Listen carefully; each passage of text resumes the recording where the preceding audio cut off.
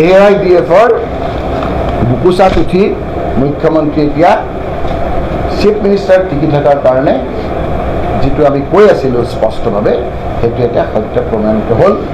গতিকে হিমন্ত বিশ্ব শৰ্মা যিকোনো প্ৰকাৰে মোৰ পুত্ৰৰ লগত লাগি হ'লেও হওক, মোৰ পৰিয়ালৰ লগত লাগি হ'লেও হওক, তেওঁ বদৰ দিনৰ বুকুচাত উঠিয়ে হওক, ক্ৰিমিনেলৰ বুকুচাত উঠিয়ে হওক, এইবিলাকতো ক্ৰিমিনেল তেওঁ ভালো পায়, কিয় ভাল পায় পিছত ব্যাখ্যা কৰি তেওঁৰ এইবিলাক ভাল পায়। গতিকে তেওঁ সামগ্ৰিক সমষ্টিৰ ৰাইজক মই ধন্যবাদ দিছোঁ, সকলো শ্ৰেণীৰ ৰাইজক, যে ৰাইজ ৰখি আছে। আপোনালোকে আজি চাওক কোনটো সমষ্টিত ৰাস্তাই ৰাস্তাই এনেকৈ ফ্লেগ লগাব পাৰে। আমি ফ্লেগ লগোৱাৰ লগে লগে পঢ়া-শুনা এৰাই দিওঁ, আজিকালি ৰাজহুৱা জেগাত অঁতাব নোৱাৰে।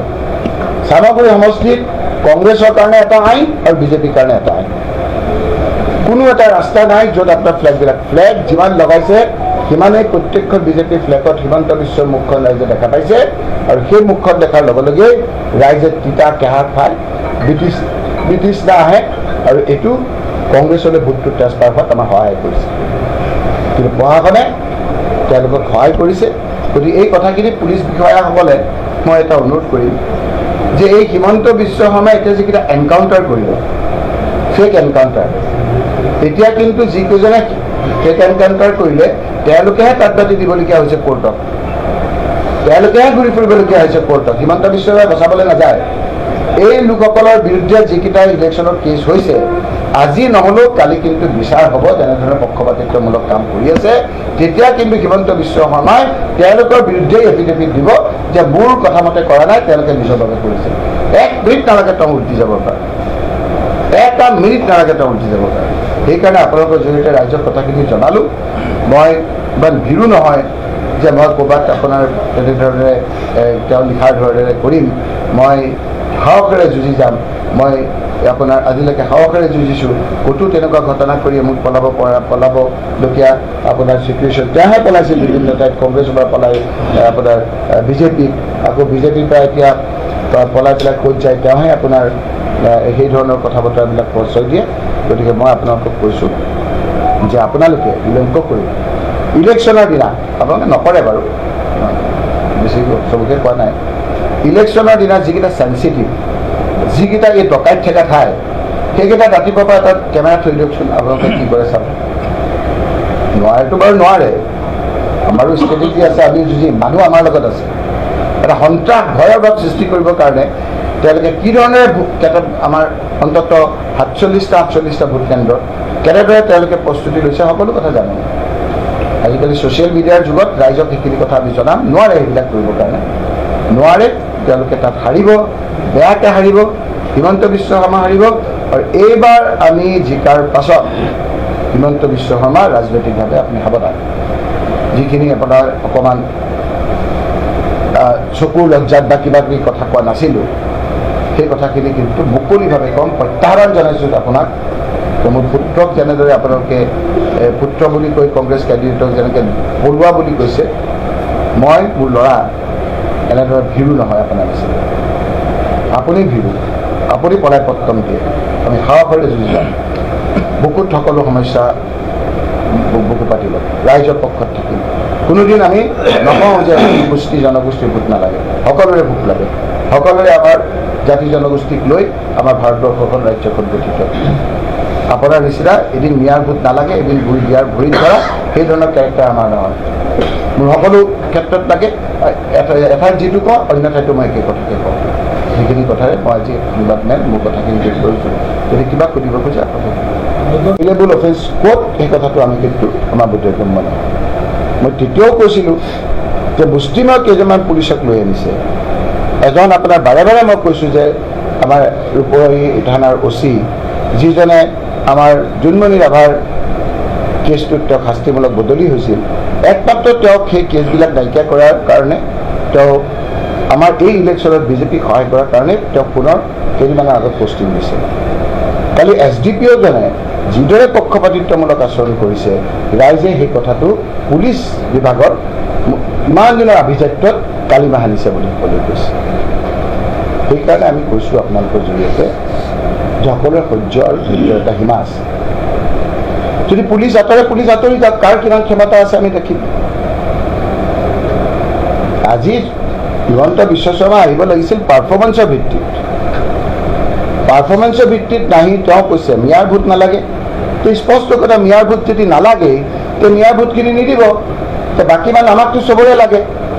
টি গাৰ্ডেনৰ ভোট এতিয়া নাপায়, কাৰণ আমাৰ টি গাৰ্ডেনত বিভিন্ন ধৰণৰ অত্যাচাৰ চলাইছে। 350 টকা দিম বুলি কৈ 250 টকা দিয়ে, 205 টকা দিছে। স্মাৰ্ট মিটাৰৰ কাৰণে অসমীয়া হিন্দু মানুহকে আদি কৰি সকলো মানুহ আজি আপোনাৰ তেওঁলোকৰ বিৰুদ্ধে গৈছে। আজি চুতীয়া মানুহখিনি তেওঁলোকৰ বিৰুদ্ধে গৈছে, ট্ৰাইবেল মানুহখিনি সম্পূৰ্ণভাৱে তেওঁৰ বিৰুদ্ধে গৈছে। কোচ ৰাজবংশী, মান মতক সকলো তেওঁৰ বিৰুদ্ধে গৈছে। সকলোতকৈ ডাঙৰ কথা যে বঙালী হিন্দু মানুহখিনি আজি তেওঁলোকৰ লগত নাই, কাৰণ ব্যৱসায় পাতি বেয়া। GST উৎপাদত তেওঁলোকৰ ব্যৱসায় পাতি সম্পূৰ্ণ আপোনাৰ বন্ধ হৈ গৈছে। এইবিলাক কাৰণত যেতিয়া তেওঁলোকৰ পুৰণা সমৰ্থকসকল তেওঁলোকৰ লগ এৰিছে, যি হিমন্ত বিশ্ব শৰ্মাই মিয়াৰ ভোট নালাগে বুলি কৈছিল, যি হিমন্ত বিশ্ব শৰ্মাই ইছলাম কো খতম কৰ দেংগে বুলি কৈছিল, যি হিমন্ত বিশ্ব শৰ্মাই মাদ্ৰাছা চহ ভাঙিলোঁ আৰু ভাঙি চুৰমাৰ কৰিম বুলি কৈছিল, যি হিমন্ত বিশ্ব শৰ্মাৰ তেওঁৰ লগৰ লোকে মুছলমান মহিলা সন্তান জন্ম দিয়া মেচিন বুলি কৈছিল, আজি সষ্টংগ প্ৰণাম কৰিবলগীয়া হৈছে মিয়াৰ ভৰি। যিকোনো প্ৰকাৰে বৈতৰণি পাৰ হ'ব খুজিছে হিমন্ত বিশ্ব শৰ্মা ডাঙৰীয়াই, আৰু তাকে বাছি লৈছে মোৰ পুত্ৰ বুলি কৈছে কংগ্ৰেছৰ প্ৰাৰ্থী। আচলতে এইখন পেপাৰত তানজিল হুছেইন। সেইকাৰণে মই কৈছোঁ যে এই ৰাজনৈতিক যুদ্ধ নহয়, ৰাজনৈতিক প্ৰতিদ্বন্দ্বিতা হিমন্ত বিশ্ব শৰ্মা ভাৰ্চেছ তানজিল হুছেইন। কি পৰ্যায় পাইছে মই এতিয়া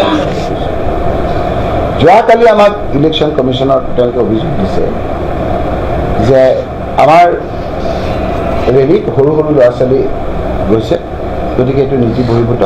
আমাক কৈফতলত কৈছে, আমি গৈ পেলাই তাত কথাবিলাক কৈছোঁ। হয়, আমি যেতিয়া গৈছোঁ তেতিয়া সৰু ল'ৰা ছোৱালী বিভিন্ন ঠাইত আপোনাক গৈছে। সেইটো যোৱাটো আমি কোনো সহায় কৰা নাই, আমি কোনো আমন্ত্ৰণো কৰা নাই। বিজেপি মিটিঙতো গৈছে, কিন্তু বিজেপিৰ নেতাসকলে সেই ভিডিঅ' নিজৰ ফেচবুকত আপলোড কৰিছে। সেই ফেচবুকত আপলোড কৰিছে তেওঁলোকে বেলেগ এটা ইছ্যু ওলাব। আৰু যেতিয়া সেই কথাটো উঠা নাই, যেতিয়া আমাৰ কাম আমি কৰি গৈছোঁ, তেওঁলোকে অফিচটোত আমি যদি ক'ৰবাত অফিচটো কৰোঁ ইনচিটেবলি জোখে, আমি য'ত বৈধভাৱে পাৰ্মিশ্যন লওঁ তাৰ নাতি দূৰতে তেওঁলোকে 200 মানুহ লৈ ডিজেটো বজাই আপোনাৰ ধ্বনি দিয়ে, আৰু আমি তাত নিজৰ কামটো কৰি পেলাই গুচি আহোঁ। সেই পিকচাৰখনতে নিয়মীয়া বাৰ্তা আপোনাৰ লৈ এতিয়া সেই বিজেপিৰ ফ্লেগ লগোৱাখনে ৰাইজৰ ফ্লেগ বুলি ক'ব আহিছে। মই ক'ব খুজিছোঁ যে আমাৰ কথাখিনি আমি কম বৈধভাৱে, তেওঁলোকে তেওঁলোকৰ কথা কওক, তেওঁলোককতো ক'তো বাধা দিয়া নাই। আপোনালোকৰ ৰাইজৰ অসমৰ সকলোৱে দিন দুপৰত দেখিলে যে আমি নমিনেশ্যন দিয়াৰ সময়ত 200 মানুহ লৈ হাজৰিকা উপাধিৰ এগৰাকীয়ে আমাৰ বিজেপি মানুহ যিজন স্কুল আছে আমাৰ সমদলটোত বাধা দিছে। আমাৰ তাত সিদিনা হাজাৰ মানুহ হৈছিল। যদি কিবা কাৰণত আমাৰ ইংগিত দি মানুহখিনি গাড়ীৰ পৰা নামি আহি আক্ৰমণ কৰিলেহেঁতেন, ৰঙা ৰাঙলী হ'লহেঁতেন, গোটেই কথাখিনি আপোনাৰ তেওঁলোকে আমাৰ ওপৰত দুখিলেহেঁতেন। মোৰ প্ৰশ্ন প্ৰশাসনক যে আমি বৈধভাৱে কোনফালে ৰাস্তা কোনফালে যাব সেই কথাখিনি চোৱাৰ পাছত আগবাটতে তেওঁলোকে 200 মানুহে কেনেকৈ আমাক আগবাঢ়ি লৈছে। দেৱব্ৰত শইকীয়া আপোনাৰ গাড়ীত উঠি থকা অৱস্থাত ষ্টিকাৰে খুচি দিছে। ভূপেন বৰা ডাঙৰীয়াই তাৰপৰা নামি আহোঁতে তেওঁক বিভিন্ন ধৰণৰ কটু ঘটনা কৈছে। যদি আমাৰ মানুহখিনি উত্তেজিত হৈ যাবহেঁতেন, যদি তেওঁলোকৰ ওপৰত পাল্টা আক্ৰমণ কৰিলেহেঁতেন, তেতিয়াহ'লে সেইটো হিতৰ বিপৰীত হ'লহেঁতেন। সেইটো এতিয়ালৈকে আমি কৰিব দিয়া নাই। কিন্তু কিমান আৰু আমি ধৈৰ্য আৰু সহ্য কৰিব আমাৰ মানুহে, আমাৰ কথা আৰু কিমান কৰিব। গতিকে তেওঁ এতিয়া মোৰ পুত্ৰক সিদ্ধান্ত দি ক'তো নোহোৱা ঘটনা এটা, ৰাইজ কৈছে 200 মানুহ, মই চেলেঞ্জ কৰিছোঁ, ক'ত হৈছে ঘটনাটো, ক'ত ৰাইজ, ক'ত মই তেনেকুৱা ভিৰো নহয় যে তেওঁ এই বতাহ চাই পেলাই যেনেকৈ দল সলনি কৰি থাকে, মই সাহসেৰে যুঁজিম, একে ঠাইতে থাকিম। তেওঁহে ভিৰো, যাৰ বতাহ যায় তাৰ ফালে যায়। এতিয়া পন্থা লৈছে, মই আপোনালোকক কৈছোঁ, কালিৰ এটা ঘটনা হৈছে যে আমাৰ কেম্পেইন কৰি থকা অৱস্থাত কাছেম নামৰ এজন দাগী গভাই চুৰ, যিজন ক্ৰিমিনেল, মাৰ্ডাৰ কৰা লোক, যিজনক কেইদিনমানৰ আগত কাৱৈমাৰীত পুলিচে এৰেষ্ট কৰাৰ সময়ত এজন মন্ত্ৰীয়ে ক'লে যে আজি কৰিব নালাগে, মোৰ খেলখনত তেওঁ বহুত সহায় কৰিছে।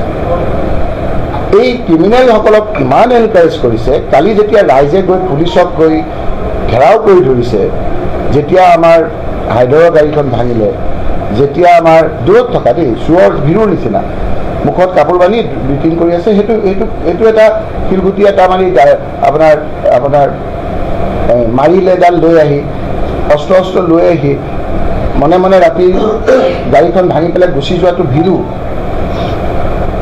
সাহস সন্মুখতো নাহে। MLA আমাৰ ৰহিম আহমেদৰ গাড়ীখন ভাঙিলে আৰু দেবু চাহা আমাৰ হোজাই, তেওঁলোকে কেম্পেইনিং কৰিব আহিছিলে, তেওঁলোকৰ গাড়ীখন ভাঙিলে।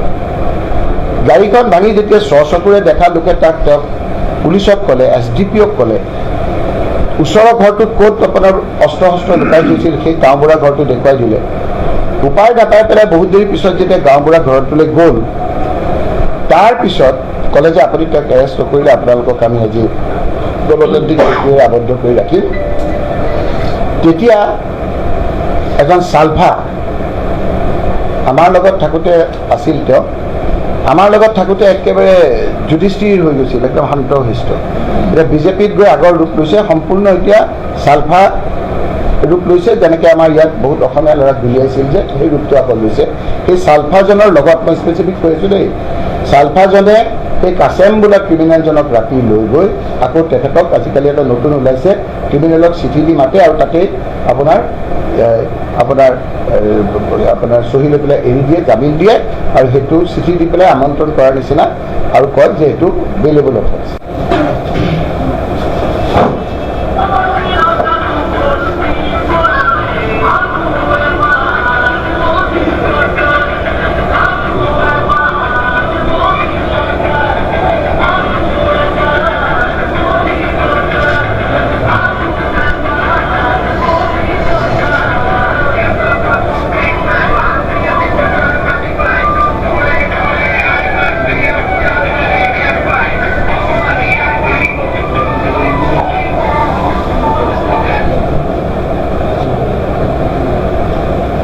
Still photo.